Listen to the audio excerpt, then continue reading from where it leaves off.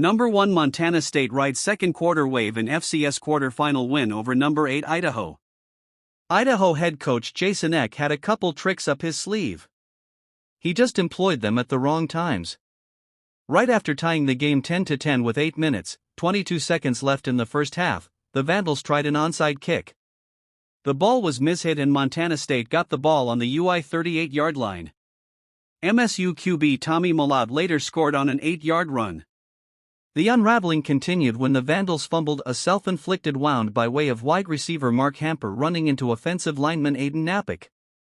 MSU defensive end Brody Grebe recovered it at the UI 28. Running back Adam Jones scored a 2-yard TD. The Bobcats forced the first punt of the game with about 35 seconds left in the first half. After not liking what he saw, Mellott decided to scramble once a hole opened, he said. Mellott hurdled UI defensive back Andrew Marshall, eventually being forced out 63 yards later at the 2. Jones scored again with 8 seconds left. That 2-minute drill and the score right before that makes such a big difference, Mellott said. It just takes the life out of them. So to finish off the quarter with that, we felt a lot of momentum going our way. Eck said the Vandals were in rough shape after the failed onside kick and the fumble, which led to a snowball effect as the first half wound down. The onside kick in particular was a gamble that they maybe felt like they needed to take to create an extra possession, and it created a short field for us, MSU head coach Brent Vigen said. And it's not as painful if we don't turn that into a score. The second quarter explosion helped propel the No.1 seed Bobcats to a 52-19 win over the No.8 seed Vandals Friday night at Bobcat Stadium. MSU improved to 14-0 and will host the winner of No.4 South Dakota/No.5 UC Davis in the semifinals next Saturday at 1:30 p.m. After MSU advanced to the FCS National Championship game at the end of the 2021 season, that set a new expectation for where we want to be in this program, Vigen said. You're not guaranteed that just because you want it, he added. But I think this is our expectation that we're playing deep into the season. We're creating opportunities to play in big games, and that's where we're at right now. Mellott finished with 131 rushing yards and a TD on 14 carries. He also went 12 of 18 for 174 passing yards and 2 more scores. Eck called it a tremendous performance that further proved Mellott deserves the Walter Payton Award. UI linebacker Jackson Eck added that the combination of a dual-threat QB and arguably the best O-line the Vandals have faced all year made Mellott challenging to defend all game. Vigen pointed to the plays Mellott in key situations. Mellott converted a 3rd and 11 with a 25-yard pass to WR Ty McElotch. After missing WR Lonyata Alexander Jr., he connected for 21 yards on the next play. After throwing an interception and nearly throwing a second to UI DB Tommy McCormick, the Bobcats scored 6 consecutive TDs. To capitalize this time of year on opportunities is critical. And we did that, Vigen said. We limited their opportunities after we gave them a few big plays and we were able to open up the margin. The Bobcats converted 11 of 15 third downs, compared to UI going 2 for 10.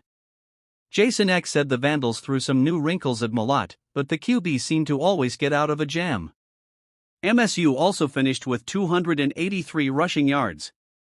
When we got him to third down we couldn't get off the field, Eck said. Jones finished with 95 yards and 4 TDs on 23 carries, along with 3 catches for 66 yards. That put him at 1,068 rushing yards and 14 rushing TDs on the season, which are both program records for a freshman. Jones credited his teammates with helping him reach those 2 milestones. His jersey was slightly torn after taking so many hits in the game after averaging 4.1 yards a carry. He did break a couple plays open, such as a 35-yarder in the first quarter, which he chalked up to perseverance. You just got to put your head down and you got to get what you can, Jones said, adding, and then with our O-line I know that there's going to be 2 or 3 plays a game where there's going to be a crease. That 35-yard Jones run helped set up a 3-yard TD pass to T.E. Ryland Schlepp on the opening drive.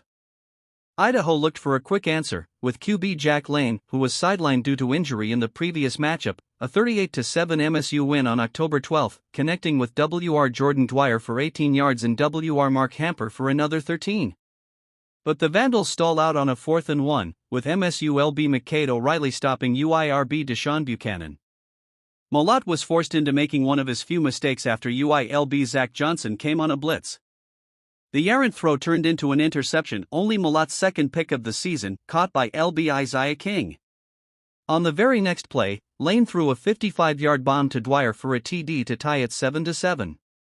Dwyer torched the MSU secondary, particularly in the first half, finishing with 11 catches for 189 yards and 2 TDs. "It felt good to start like that," Dwyer said. "I was thinking we were going to be in it a little longer. But things just didn't go our way tonight." Both sides traded field goals. MSU's Miles Sanstead hit a 46-yard try and UI's Cameron Pope connected from 32 yards to tie it 10-10. The second quarter avalanche followed, with MSU scoring 24 points in the frame to make it 31-10 at halftime. Lane threw a pick to MSU cornerback John Johnson to open the second half. That set up Jones' third TD of the day, a 9-yard run. The Vandals tried another trick play, this time a fake punt, and DB Kieran Beecham found punter LJ Harm wide open. The punter did more harm than good, though, falling down at the UI 41 for the turnover. MSU continued pouring it on, with Mellott finding WR Taco Dowler for a 5-yard TD. Mellott then found Jones for a 56-yard catch and run, with Jones tackled at the UI 2. Jones scored on the next play.